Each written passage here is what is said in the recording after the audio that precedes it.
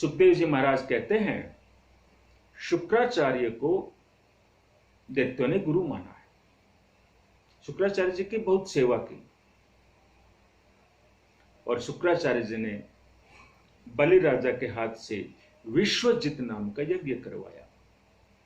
पूर्ण आहुति के समय अग्निकुंड से सोने का रथ बाहर आया। बलि महाराज को रथ में बिठाया। शुक्राचार्य ने अपना ब्रह्म तेज दिया और कहा, जहां जाओगे वहीं विजय होगी, तुम्हें अब कोई नहीं हरा सकता। स्वर्ग में युद्ध करने के लिए गए। बलि राजा की विजय हुई। स्वर्ग का राज्य बलि को मिला। यह गुरु की सेवा का फल है।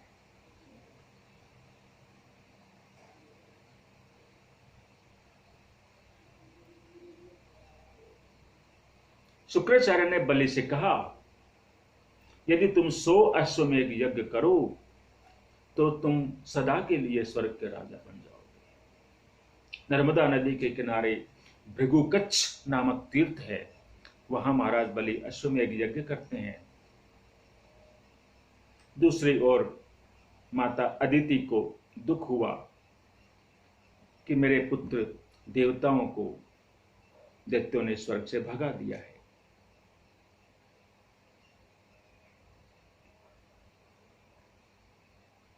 कश्यप ऋषि की बड़ी सेवा करी अपने पति की। प्रसन्न हुए, कहा वर मांगो,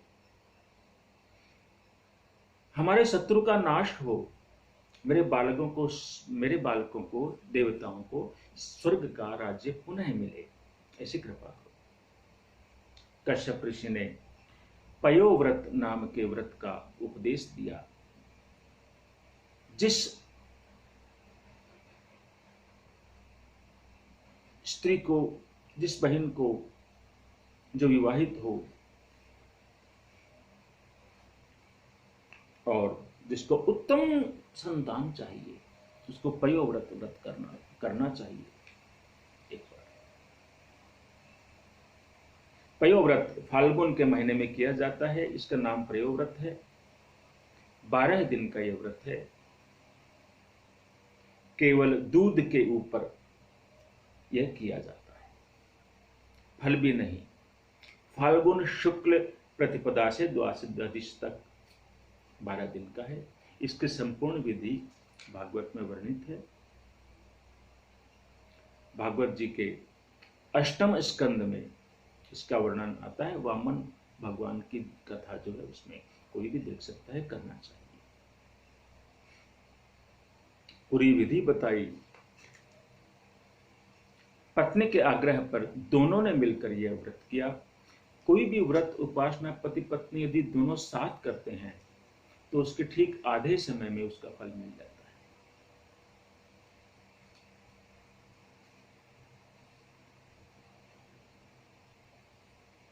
परम पवित्र समय प्राप्त हुआ। 10 दिशाएं प्रसन्न हुई। भाद्रपद मास, यही मास शुक्ल पक्ष जो आने वाला है, द्वादशी तिथि जिसको महापुरुष विजया द्वादशी भी कहते हैं, मध्याह्न काल के अभिजित मुहूर्त में माता अदिति के सम्मुख शंख चक्र गदा पद्मधारी चतुर्भुज नारायण प्रकट हुए। अदिति माता दर्शन करती है, आनंद हुआ है। देवों ने पुष्प वर्षा करी, जय जयकार किया। माता पिता को अपने स्वरूप का भान कराया है। चतुर्भुज स्वरूप को फिर अंतर्धान करके भगवान ने 7 वर्ष के बटुक, ब्रह्मचारी बटुक बालक का रूप धारण किया। बोलिए बटुक ब्रह्मचारी वामन जी महाराज की जय हो।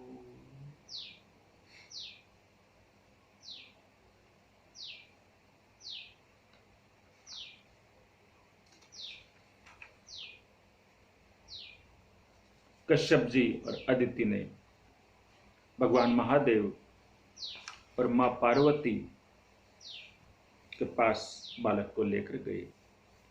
चरण वंदना करने की आज्ञा दी। वामन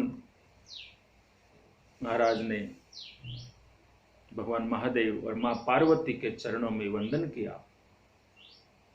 और कहा, मां मुझे भिक्षा दो। माता पार्वती जी बटुक वेशधारी वामन भगवान को भिक्षा देती है। बटुक वामन जी भिक्षा गुरुदेव को अर्पित करते हैं। गुरुदेव ने कहा, बेटा मेरा परिवार बहुत बड़ा है, ये भिक्षा थोड़ी है, मुझे अधिक भिक्षा चाहिए। वामन जी ने कहा, गुरुजी मुझे आप किसी बड़े यजमान का नाम बताएं, मैं उनसे ले आऊं। गुरुजी ने कहा, बड़े यजमान तो बलि महाराज हैं, जो नर्मदा नदी के तट पर बड़ा यज्ञ कर रहे हैं, तुम वहां जाओ। वामन वेशधारी भगवान दौड़ते हुए राजा बलि की यज्ञशाला में आए हैं। यज्ञशाला में प्रत्येक उपस्थित दैत्य और आमंत्रित देवता सभी उनका रूप देखकर चकित रह जाते हैं। देखो कैसा छोटा सा कैसा बटुक ब्रह्मचारी है, कितना तेज है इसके मस्तक पर। ऐसा लगता है जैसे साक्षात वेद ही उपस्थित हुए हैं। कितना सुंदर है, कितना तेज है।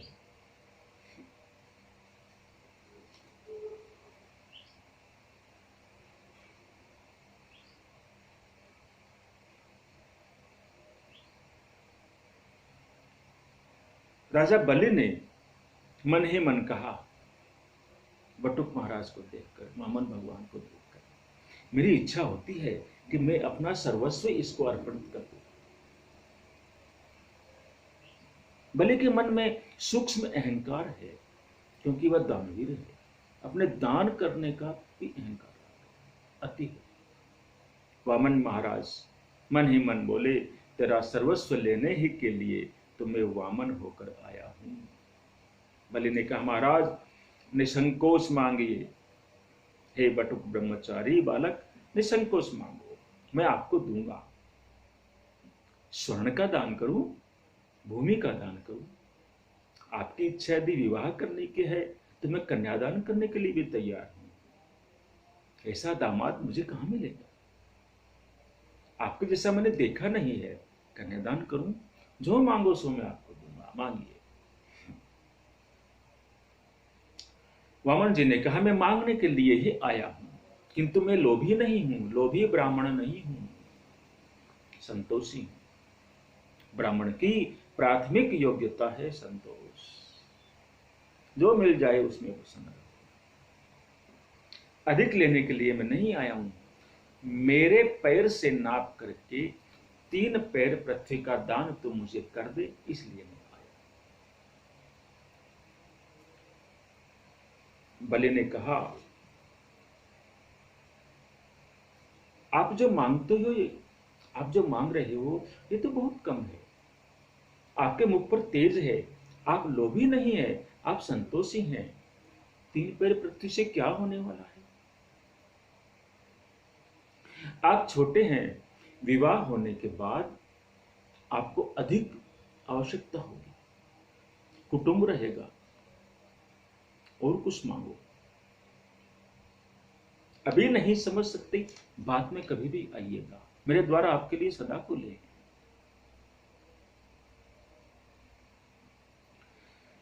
वामन भगवान ने कहा, राजा तू तो अधिक देने को तैयार है, किंतु मेरे को तो विचार करना चाहिए।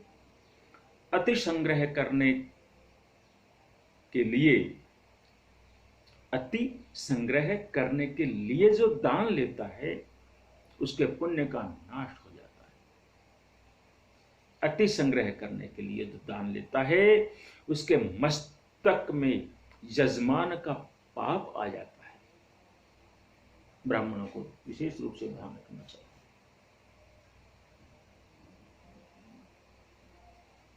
राजा बलि विचार करते हैं, माना कि अवस्था छोटी है किंतु ज्ञान कितना है, कैसा है, विलक्षण। ऐसे तपस्वी ब्राह्मण है, इसीलिए यह पृथ्वी टिकी हुई है। हाथ जोड़कर कहा, महाराज धन्य है, आप कुछ अधिक नहीं लेंगे, आपकी इच्छा अनुसार आज मैं आपको 3 पैर पृथ्वी का दान करता हूं। शुक्राचार्य जी ने बलि को दान देने के लिए मना किया, संकल्प के लिए मना किया। बलि ने कहा,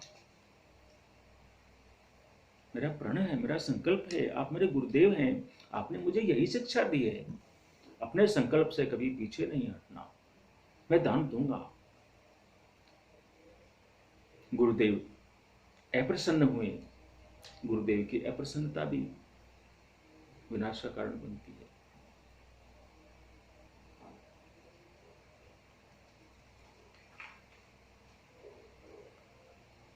संकल्प लिया, दान का संकल्प पूर्ण हुआ,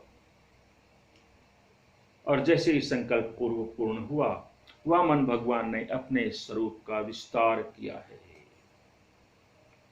तद्वामनं रूपवर्धताद्भुतं हरेरनन्तस्य गुणत्रयात्मकं भूः खं दिशो द्योर्विवश विवराः पयोधय स्त्रियं हृदेवा ऋषयो यदा सत। वामन जी का विशाल स्वरूप अति दिव्य है। एक ही पग में पृथ्वी आ गई, दूसरा पग उठाया तो ब्रह्मलोक पहुंच गया। ब्रह्मा जी वामन भगवान के चरण की पूजा करते हैं। दो पग में ही राजा बलि का सब भी संपूर्ण राज्य भी उसके अंदर में ही आ गया। तीसरा पग रखने को स्थान नहीं मिला। वामन जी ने राजा बलि से कहा, राजा अभी मेरा एक पग बाकी है।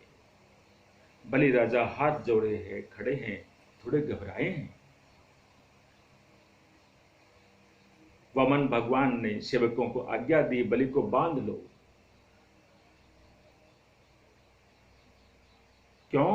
क्योंकि बलि ने पूर्व में ऐसा कहा था कि दान लेने वाला तुच्छ है और दान देने वाला बड़ा है। इसी कारण बलि को बांधा गया। पत्नी विंध्यावली ने बहुत स्तुति वंदना करी।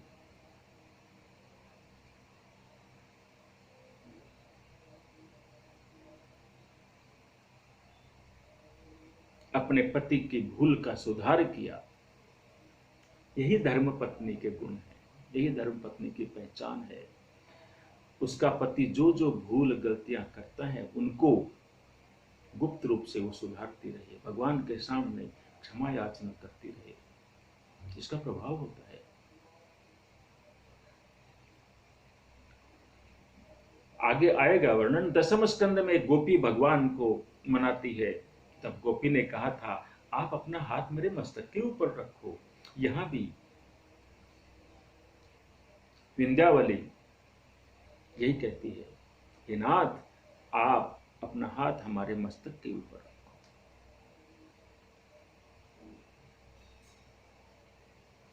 महाराज बलि भी अब वंदना करने लग गई है। मुझसे भूल हो गई, मैंने आपको कुछ दान दिया ही नहीं है। मेरी क्षमता केवल वंदना तक है, यही सत्य है। एक पैर जो बाकी है वो आप मेरे मस्तक पर रख दो, मैं आपकी शरण आया।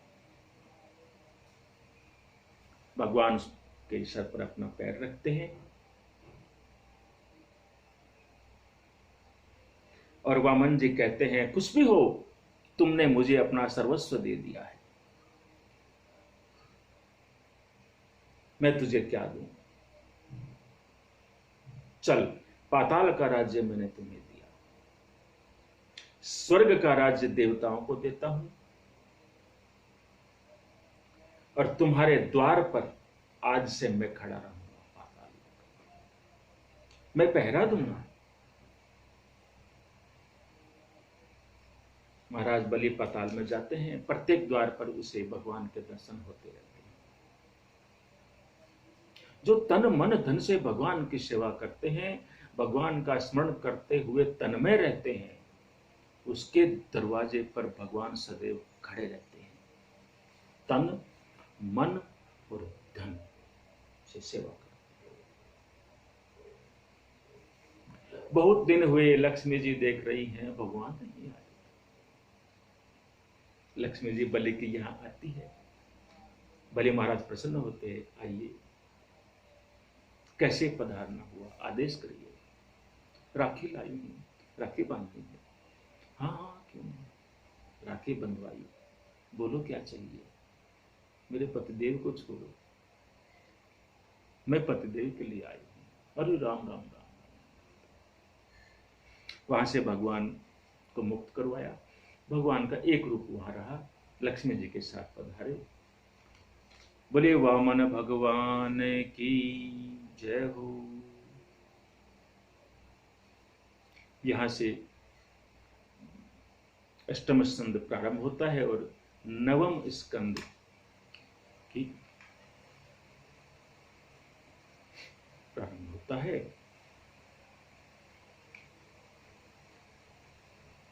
राजा अम्बरीश की कथा आती है। सुखदेव जी महाराज राजा अम्बरीश की कथा बड़े प्रेम से करते हैं। सुखदेव जी महाराज सन्यासी महात्माओं के आचार्य हैं, आत्माराम है, परमहंस शिरोमणि है। विरक्त साधु सन्यासी महात्माओं को विलासी गृहस्थ के घर की बातें सुनने की इच्छा नहीं होती।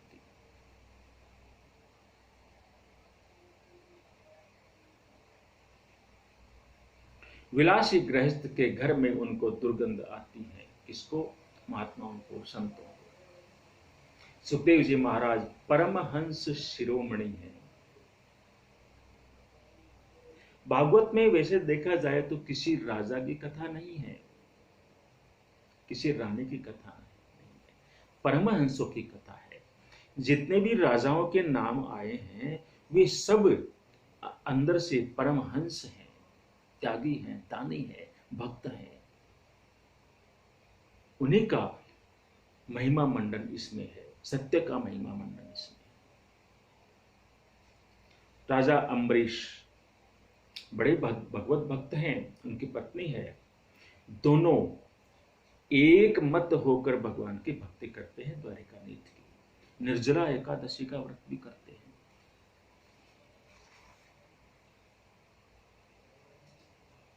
आप सबको भी करना चाहिए, या आप स्वयं निर्णय लें। मैं आपको नहीं कर सकता क्योंकि मैं नहीं करता।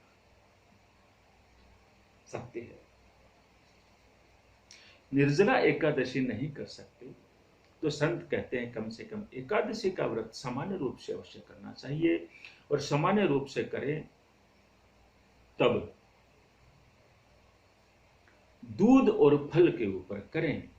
अधिक भूख लगे तो दूध पिएं, 2-4 फल खाएं, इसके आगे नहीं जाना चाहिए। यह एकादशी व्रत करने का विधान है। एकादशी व्रत अवश्य ही करना चाहिए, बड़ा पुण्य मिलता है। और कोई व्रत हम करें या ना करें। महाराज अम्बरीश बड़े भक्त हैं। अपने हाथ से आटा पीस करके उसकी रोटी आदि भोजन बना करके भगवान को भोग लगाते हैं और भगवान को कहते हैं राज्य की रक्षा आपकी जिम्मेदारी है, मेरी नहीं। मेरी जिम्मेदारी केवल आपको प्रेम करने की है, आपकी सेवा करने की है। भगवान ने प्रसन्न होकर सुदर्शन चक्र को उनकी राज्य की और उनकी रक्षा में नियुक्ति करी। सुदर्शन चक्र सदैव उनकी रक्षा के लिए नियुक्त रहता है। एक बार दुर्वासा जी अपने मंडली के साथ वहां आ गए थे। एकादशी का व्रत था। पारायण के समय स्नान करने के लिए चले गए दुर्वासा। देरी हो गई, द्वादशी आ गई। विद्वानों ने कहा थोड़ा आचमन कर लीजिए, पारायण भी हो जाएगा, भोजन भी नहीं होगा। पारायण कर लिया। दुर्वासा जी आए, चेहरा देखकर समझ गए इसने पारायण कर लिया है। श्राप देने को उद्यत हुए। जैसे ही क्रोध किया अम्बरीश पर, सुदर्शन चक्र जी महाराज एक्शन में आ गए और तुरंत घूमना प्रारंभ किया और दुर्वासा जी की तरफ चले। अब तो दुर्वासा जी भागे, कभी ब्रह्मा जी के पास, कभी विष्णु जी के पास, कभी शंकर जी के पास। जो भी किसी ने शरण नहीं दी। अंत में विष्णु भगवान ने कहा भाई देखो, सुदर्शन चक्र आजकल मेरे पास नहीं है, वो अम्बरीश महाराज की नौकरी कर रहा है, तो वो जो जिसकी नौकरी करता है उसी का कहना मानेगा। आप उनके पास जाओ। वापस आए हैं। अम्बरीश महाराज को हाथ जोड़कर क्षमा याचना करी, तब जाकर सुदर्शन चक्र से पीछा छुड़ा। यह है भगवत भक्ति का कमाल। भक्ति कर्म करने के लिए ना नहीं कहती है। परंतु अपेक्षा भरोसा भगवान का रखो, अपने इष्ट का रखो, संसार का नहीं। ये है।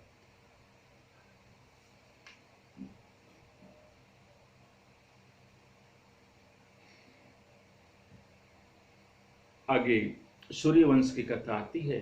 सूर्यवंश में राम कथा आती है। राम कथा संभवतः अधिकांश लोगों को पता है। समय अभाव के कारण संक्षिप्त में राम कथा देखने का प्रयास करते हैं।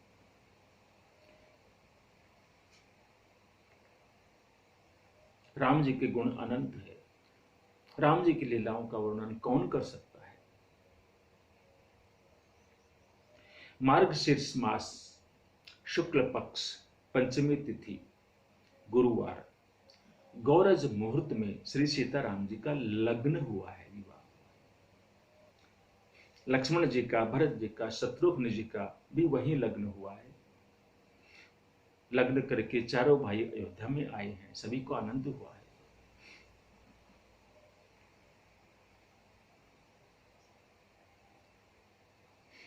चारों भाई और उनकी पत्नियों के साथ,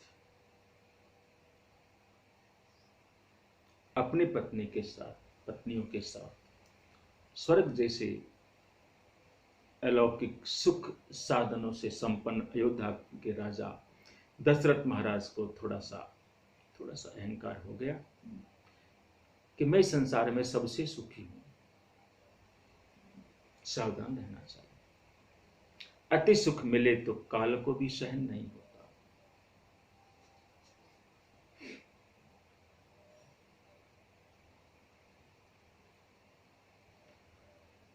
अयोध्या कांड में दशरथ अति दुखी हुए। संसार का ऐसा नियम है, सुख के बाद दुख आता ही है और दुख के बाद भी सुख आता ही है। जीवन में थोड़ा दुख होना ही चाहिए।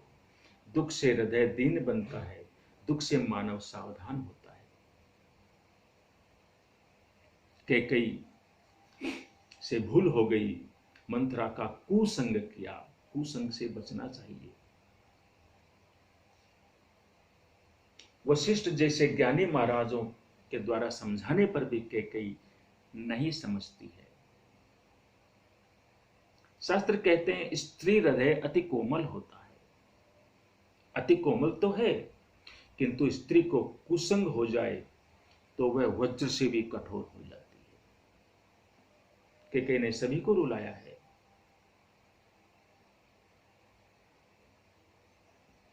दशरथ जी बड़े ज्ञानी है, महात्मा है, वे भी नहीं समझा सके, किसी की बात नहीं मानती है। राम लक्ष्मण जानकी जी वन में जाते हैं। अयोध्या का वैभव छोड़कर श्री राम वन में आए हैं। भीलों का, कोलों का उद्धार करने के लिए आए हैं। राम जी पतित पावन है। जो कुछ भी पढ़ा लिखा नहीं है, जो सदाचार को नहीं जानता, जो ज्ञान भक्ति का स्वरूप नहीं समझता, ऐसे साधारण लोगों के कल्याण के लिए भगवान राम वन वन नंगे पांव घूमते हैं। मर्यादा को समझना है, जीवन में आचरण कैसा होना चाहिए ये समझना है तो रामायण पढ़ो, श्री राम का चरित्र पढ़ो।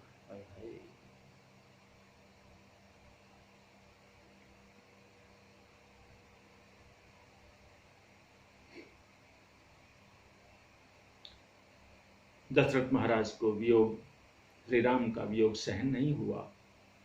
राम के वियोग में प्राणों का त्याग किया। भरत जी आए, श्राद्ध आदि किया।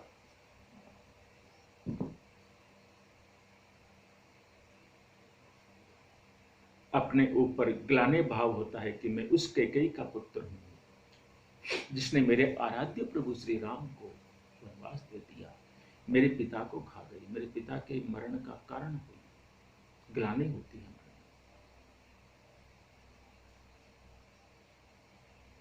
मेरा जन्म श्री सीताराम जी को दुख देने के लिए हुआ है।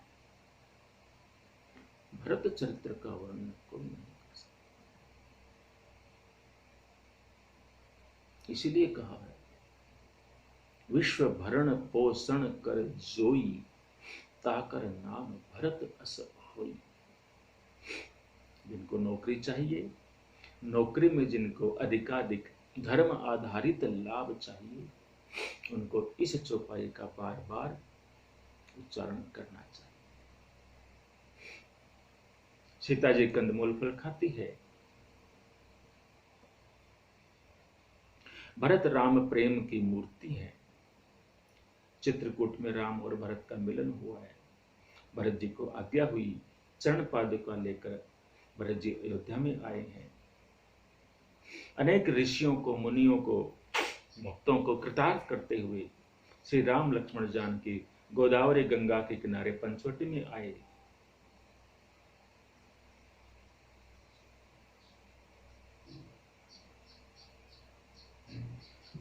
सीता जी को रावण लंका में ले गया। रावण स्पर्श करने के लिए जाए तो जलकर भस्म हो जाए। सीता जी को कोई स्पर्श नहीं कर सकता, भगवान की आदि शक्ति है। तो फिर रावण कैसे लेकर गया हाथ पकड़ के? वह सीता जी की छाया थी। सीता जी के 3 स्वरूप हैं। अति शुद्ध सत्वमय स्वरूप राम जी के साथ ही रहता है। सीता राम का कभी वियोग होता ही नहीं। वह सात्विक रूप है। सीता जी का राजश्री जो स्वरूप था वह भगवान ने अग्निदेव को सौंप दिया कुछ समय के लिए, और जो तामसिक रूप है, छाया स्वरूप, वह रावण ले गया। यह रहस्य है सीता।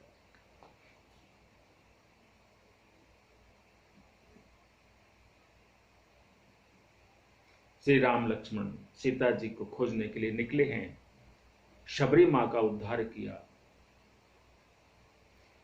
सुग्रीव के साथ राम जी ने मैत्री करी। समुद्र को लांग करके हनुमान जी महाराज लंका में आए हैं। माता जी का दर्शन किया है, वंदन किया है।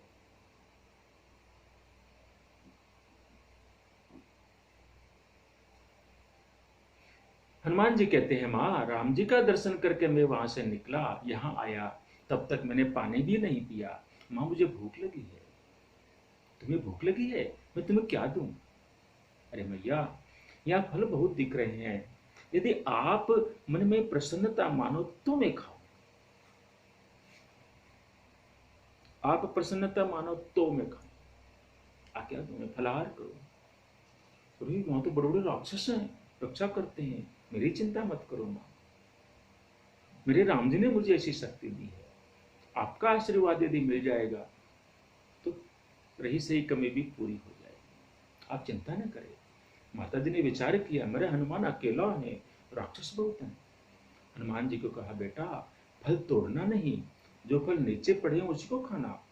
हनुमान जी ने विचार किया, और मेरी मां ने मुझे फल तोड़ने के लिए मना किया है, कोई बात नहीं, पेड़ उखाड़ने के लिए तो मना नहीं किया। राम राम। हनुमान जी तो हनुमान जी हैं।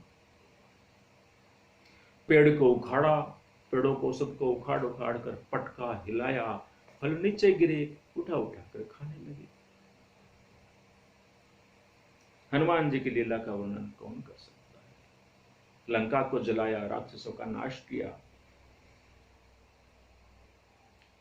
राम नाम से पत्थर तैरते हैं, सेतु बंधन किया गया, वानरों के साथ लंका में प्रवेश हुआ। राक्षस राम जी के साथ क्या युद्ध करेंगे? राम तो राक्षसों के साथ खेलते हैं। कभी कभी पिता अपने पुत्र के साथ खेलता भी है, इधर पटकता है, इधर पटकता है। ऐसे राम जी भी कर रहे हैं।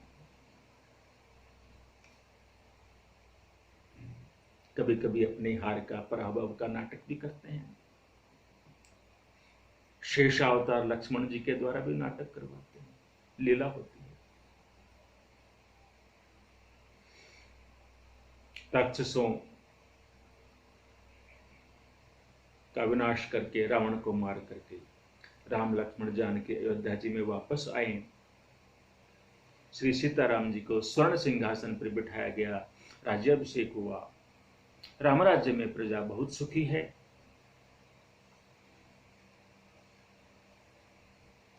वर्तमान भारत में भी, वर्तमान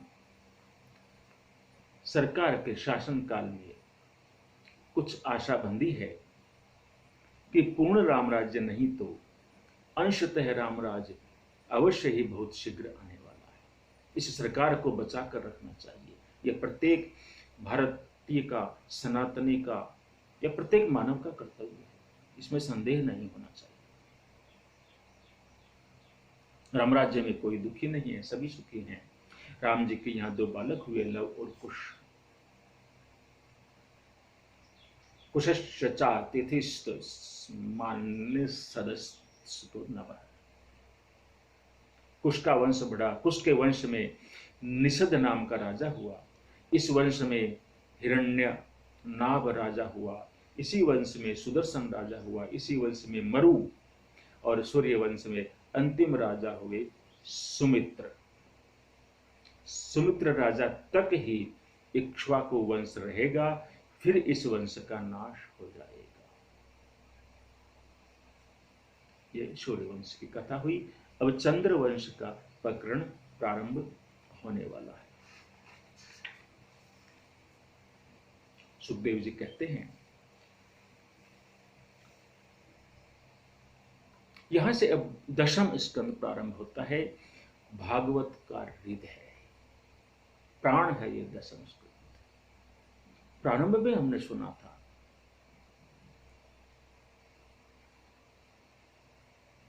गोकर्ण जी ने आत्मदेव जी को वन में जाकर इसी 10वें स्कंद का बार बार पाठ करने को कहा था और इसी से उनकी मुक्ति हो गई थी। परीक्षित ने प्रश्न किया, चंद्रवंश सूर्यवंश की कथा आपने मुझे सुनाई, चंद्रवंश के अंदर में जो कथा है श्री कृष्ण की, वह मुझे आप विस्तार से सुनाइए, ऐसी मेरी इच्छा है। सुखदेव जी महाराज को बहुत आनंद हुआ। श्रोता के अधिकार का विचार करके वक्ता कहता है कथा। श्रोता का अधिकार कितना है, ऐसा विचार करके उसी अनुसार कथा कहनी चाहिए। अनधिकारी को कथा नहीं कहनी चाहिए।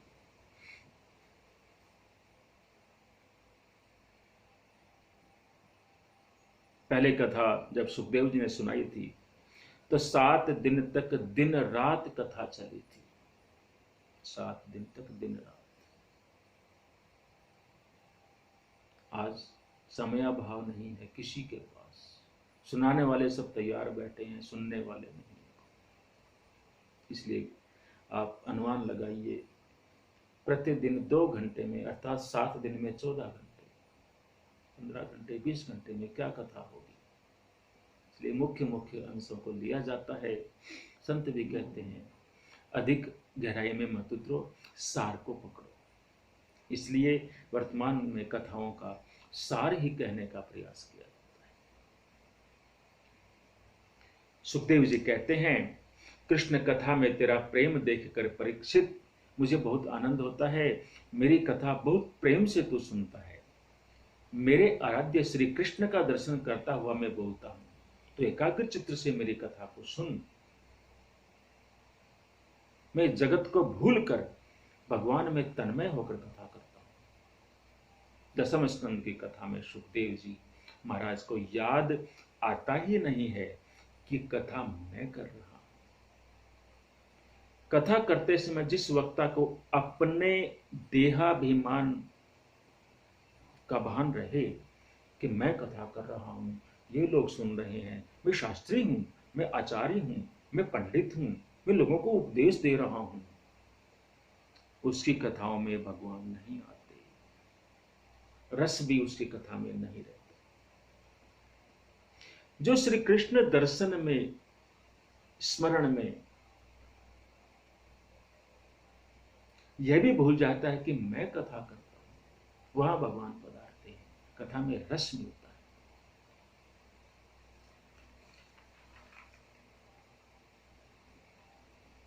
सुखदेव जी महाराज कहते हैं, जब पृथ्वी पर अनाचारियों का, अत्याचारियों का, आतताइयों का, राक्षसों का, दैत्यों का अनाचार बढ़ गया,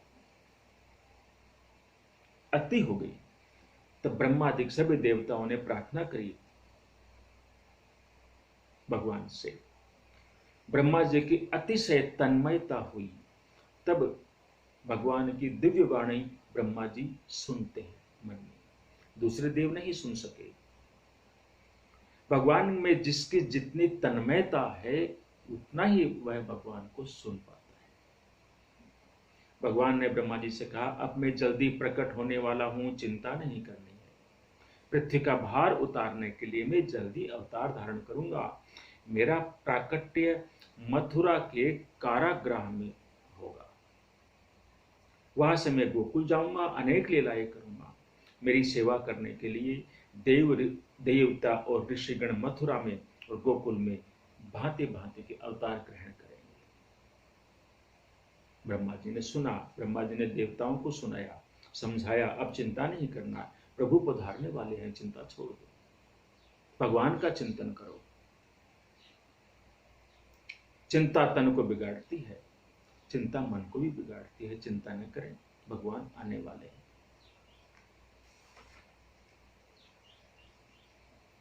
मथुरा में वासुदेव जी का लग्न देवकी जी के साथ हुआ। वासुदेव देव के रथ में बैठे हैं, घर में जाने की तैयारी करते हैं। उसी समय कंस ने विचार किया, देवकी मेरी बहन है, उसको पहुंचाने के लिए मैं जाऊंगा।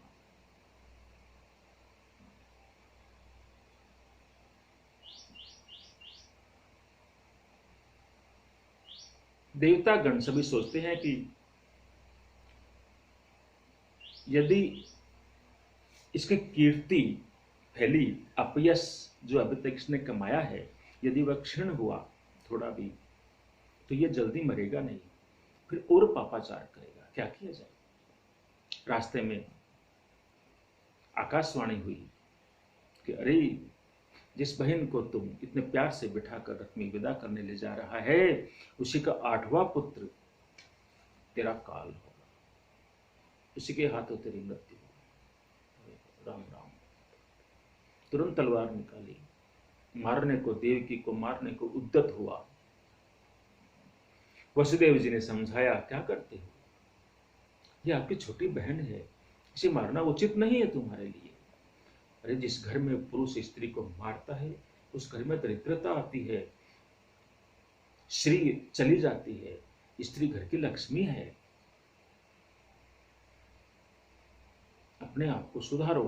बहुत सारा उनको कहते हैं, समझाते हैं, सुंदर उपदेश करते हैं। कंसराज कहता है, अपना ज्ञान अपने पास रखो, आकाशवाणी हुई है, मैं इसको छोड़ने वाला नहीं हूं। वसुदेव जी साधु पुरुष हैं, कंस को समझाते हैं, वचन देते हैं, इसका 8वां पुत्र मैं तुम्हें स्वयं ला करके दूंगा, मेरे 7 पुत्रों को छोड़ दो। कंस जानता है वसुदेव जी सत्यवासी हैं, वचन निभाते हैं, दोनों को छोड़ दिया।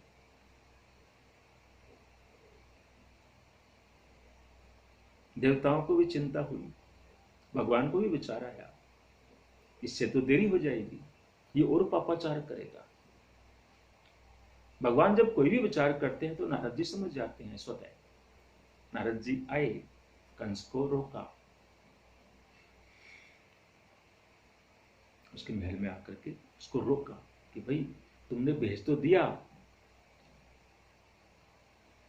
लेकिन उन 7 में से कोई तेरा काल हुआ तो कैसे? 8वां कहा है आकाशवाणी में। अरे, तो 8वां कौन सा, उसमें ये क्या पता?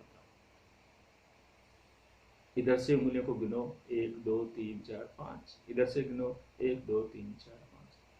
पहले ये 5 हुआ था, अब ये 5वां हो गया, कौन सा है 8वां?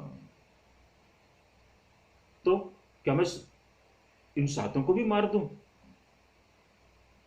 संत कभी किसी को मारने के लिए नहीं कहते।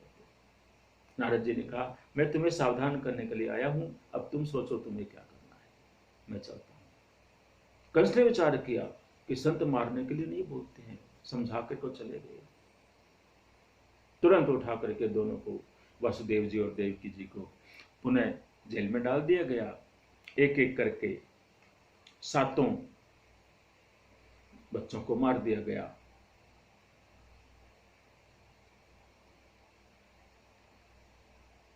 दोनों माता पिता कारागृह में अति दुखी हैं।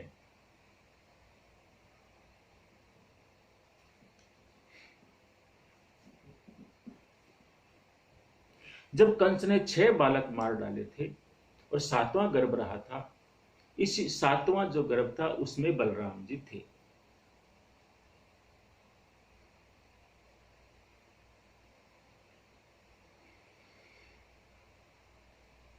भगवान ने योग माया को आज्ञा दी कि बलराम जी को वहां से उठाना और गोकुल में रोहिणी जी के पेट में रख देना, नंद जी के यहां।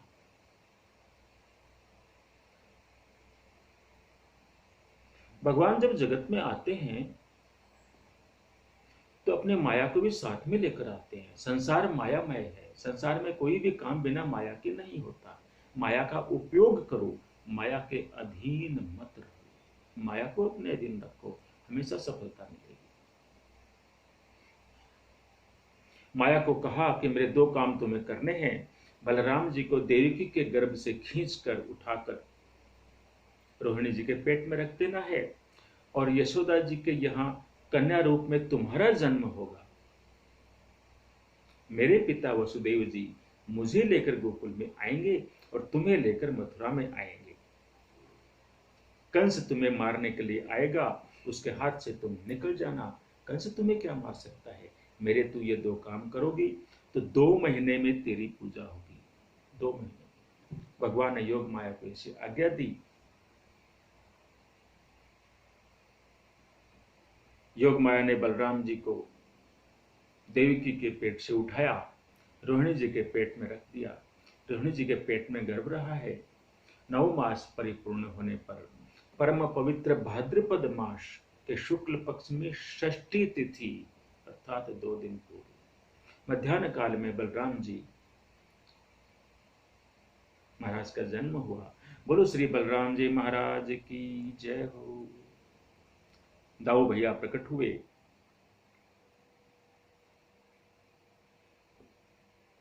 बलराम जी बड़े बलवान हैं, गोरे हैं, तेजस्वी हैं। बलराज जी महाराज आंख बंद रखते हैं। विचार किया बलराम जी ने, श्री कृष्ण के प्रकट होने के बाद ही मैं आंख खोलूंगा। भगवान के लिए ही आंख खोलनी है, अन्य किसी के लिए नहीं। क्योंकि जिसके लिए आप आंख खोलते हैं वह आपकी आंख के द्वारा मन में उतरता है। यशोदा मां को बड़ा भय लगता है, ये बालक तो बड़ा सुंदर है पर आंख नहीं खोलता है। सांडिल ऋषि की धर्म पत्नी पूर्णमासी को बुलाया, इसकी नजर उतारो, बालक बहुत सुंदर है, आंख नहीं खोलता है। पूर्णमासी ने बलराम जी के हाथ की पैर की रेखाएं देखी, कहा यह बालक बड़ा भाग्यशाली है, इसके लक्षण बहुत अच्छे हैं। मुझे ऐसा लगता है कि यह आंख बंद करके किसी का ध्यान कर रहा है। इसका अर्थ है अब तुम्हारे यहां पुत्र होना चाहिए, यशोदा के यहां, क्योंकि यशोदा गर्भ से है।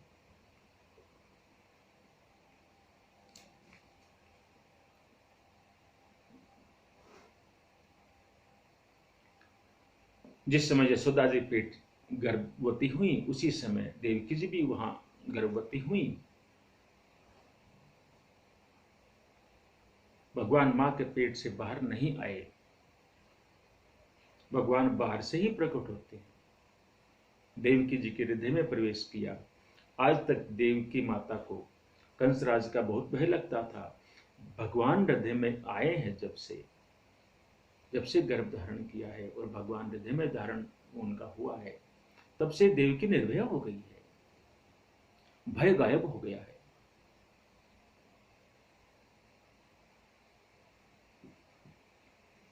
जरा भी भय नहीं लगता, शांत है, आनंद में सतत नारायण का ध्यान करती है।